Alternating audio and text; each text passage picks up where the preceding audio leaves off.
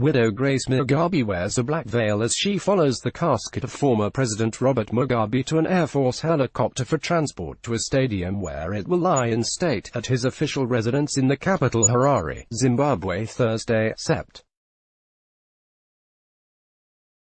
12, 2019. Controversy over where and when Robert Mugabe will be buried has overshadowed arrangements for Zimbabweans to pay their respects to the deceased leader. Ben Curtis, Associated Press.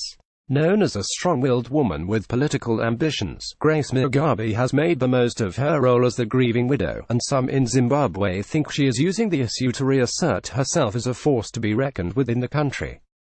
When the 54-year-old Grace objected to the funeral plans for Mugabe, who died last week at 95, President Emmerson Mnangagwa came to her palatial 25-bedroom residence in Harare's posh Borodale suburb to consult her about how the interment should proceed.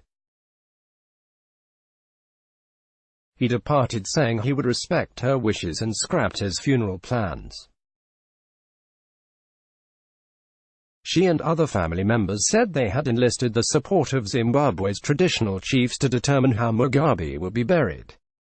In a series of announcements throughout the week, they divulged details of where, when and how Mugabe would be buried.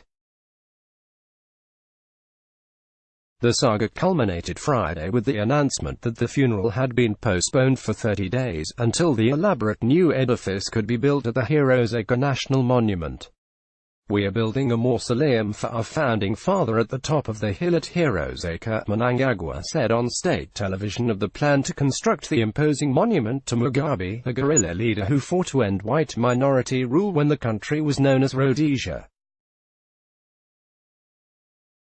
"It won't be finished, so we will only bury him after we have completed construction." The wrangle over the burial highlighted the lasting acrimony between Mugabe's widow and Mnangagwa, who helped oust Mugabe in 2017 after 37 years of often tumultuous rule as the country went from prosperity to economic decline, hyperinflation and widespread shortages. It was also the latest achievement for Grace Mugabe, who rose from being one of the president's secretaries to become First Lady. Mugabe and his first wife, Sally, had one son who died while Mugabe was jailed by the Rhodesian regime. When Sally was ailing with kidney failure, Mugabe struck up a relationship with Grace, 41 years his junior, and they had a daughter and 2 sons. Following Sally's death in 1992, Mugabe married Grace in 1996 in a lavish ceremony at his birthplace, Svimba. As Zimbabwe's First Lady, Grace became known for shopping sprees in Europe and Asia, building huge residences, and staking claim to farms in the choice Mazowe area, outside Harare, as part of Mugabe's seizure of once white-owned properties. Grace also featured in a series of scandals and lawsuits, including one in which she sued a diamond dealer she said didn't deliver a 100-carat diamond she claimed to have paid for. In South Africa, she was charged with assaulting a young woman who had been in her son's hotel suite in Johannesburg. She also became increasingly prominent politically, becoming the head of the Women's League of her husband's ruling ZANU-PF party. She launched a series of public attacks on then Vice President Joyce Mujuru that led to Mujuru being sacked in 2014. She then turned her sights on Mnangagwa, who was fired from the vice presidency in 2017 and appeared poised to take that position herself. Mnangagwa fled the country, saying he feared for his life. The prospect of Grace Mugabe gaining so much power, especially as Mugabe was becoming visibly feeble, prompted the military to put the couple under house arrest. Mugabe was forced to resign in November 2017, and his wife was expelled from the ruling party.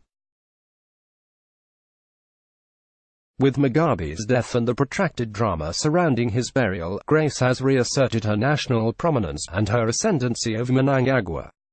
"That stuff about traditional leaders making the decision is rubbish. Grace was determined to decide how Mugabe should be buried," said Zimbabwean analyst Ibbo Mandaza. Since Mugabe's ouster, Mnangagwa has not taken any action against her.